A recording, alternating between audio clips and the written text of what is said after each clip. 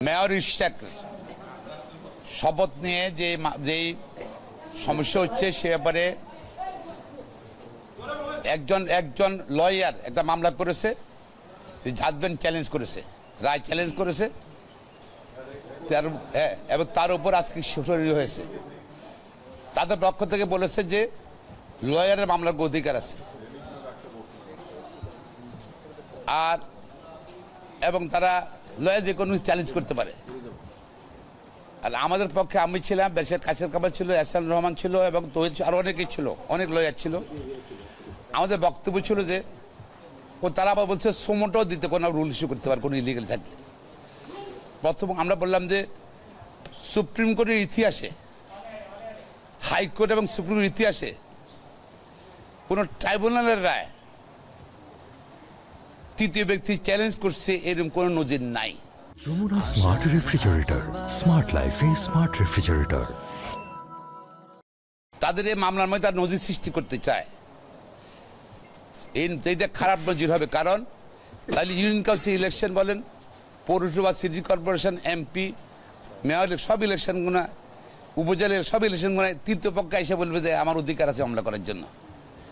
এই জন্যই সুপ্রিম কোর্টের ইতিহাসে কখনো হাইকোর্ট ডিভিশন, সুপ্রিম কোর্টে কখনো এরকম কোনো নজির নাই কোনো ইন্টারফেয়ার করছে বা কোনো আদেশ দিয়েছে এদের পক্ষে। আর আমরা আরও বলেছি যে আইন অনুযায়ী এটা আদালত তাপসের গ্যাজেট নোটিফিকেশন তার মেয়রশিপ বাতিল করেছে সাক্ষী প্রমাণ নিয়ে এবং ইঞ্জিনিয়ার ইশাককে মেয়র ঘোষণা করেছে। আদালতের নির্দেশেই 10 দিনের ভিতর নির্বাচন কমিশন গ্যাজেট করেছে। গ্যাজেট 30 দিনের শপথ হওয়ার কথা, অর্থাৎ আগামী 26 তারিখ, 26 শপথ হওয়ার লাস্ট ডেট।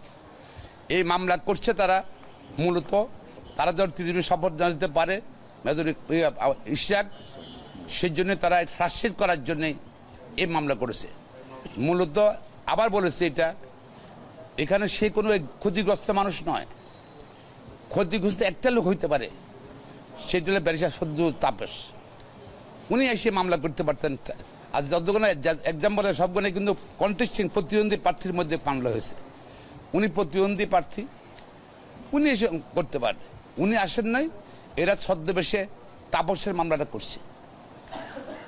আর এখানে যেহেতু ইন্টারফারেন্স কোনো সুযোগ নাই, সোমোটোর কথা বললাম, তাই বলে সোমোটো কোর্ট যদি সোমোটো কোর্ট সুপ্রিম কোর্ট তো ছিল, দেশের প্রধান বিচারপতি এস.কে. সিনহাকে যে সময় ক্যান্সারের কথা বলে দেশ থেকে বিতাড়িত করলো, দেশে আসতে দিল না, থাইল্যান্ডের রাস্তায় পদত্যাগ করালো, সুপ্রিম কোর্ট থেকে নিশ্চুপ ছিল কেন?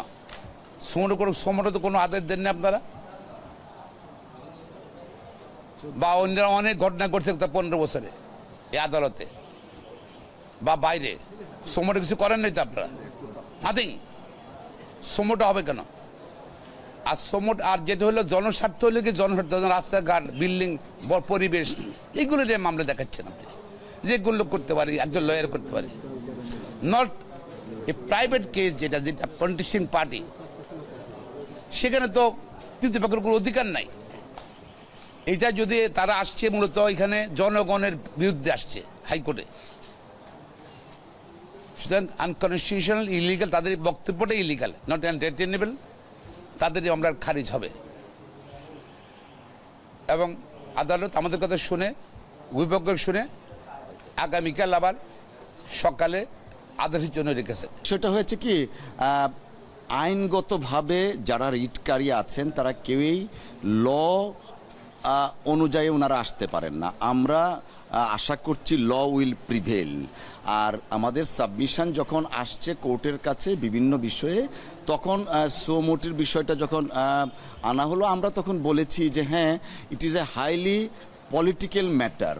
ইতিপূর্বে আমাদের এই বাংলাদেশে গত 15 বছর আমরা দেখেছি যে কোনো পলিটিক্যাল ম্যাটারকে মহামান্য হাইকোর্টে আনা হয়েছে এবং in the name of high court order political agenda বাস্তবায়ন করা হয়েছে।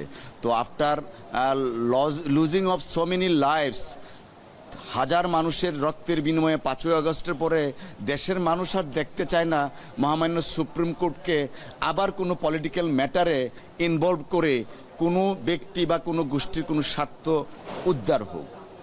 পাশাপাশি সুমোটো যদি এই ব্যাপারে করতে লাগে তাহলে 2014 পার্লামেন্ট ইলেকশন ছিল, সেই ব্যাপারে এটা ক্রিস্টাল ক্লিয়ার। 2018 নির্বাচন ছিল, আমরা নিজেও, আমিও প্রার্থী ছিলাম, উনিও প্রার্থী ছিলেন, আমার ভোটটা আমি পর্যন্ত দিতে পারি নাই। রেদার মিস্টার মাহবুবউদ্দিন খোকন ওয়াজ ইনজিওর্ড, গুলি খেয়েছিলেন। তো এই সমস্ত ব্যাপারে তো তখন মহামান্য আদালত সোমোটে কোনো কিছু করেন নাই। এখন যদি এরকম হাইলি পলিটিক্যাল একটা সেন্সিটিভ ম্যাটারে সোমোটে কিছু করতে যান, হয়তো দেশের মানুষ ভাববে যে 5ই আগস্টের আগে যা হতো এখনও তাই হচ্ছে। আমরা চাই ইম্পার্শিয়াল জুডিশিয়ারি, যে কারণে মাননীয় প্রধান বিচারপতি মহোদয় রাত দিন পরিশ্রম করছেন সকলকে নিয়ে একটা ইন্ডিপেন্ডেন্ট জুডিশিয়ারি ক্রিয়েট করার জন্য, সচিবালয় ক্রিয়েট করার জন্য। As officer of the court, we are supporting the cause, good cause, এবং কোর্টকেও অ্যাসিস্ট করছি।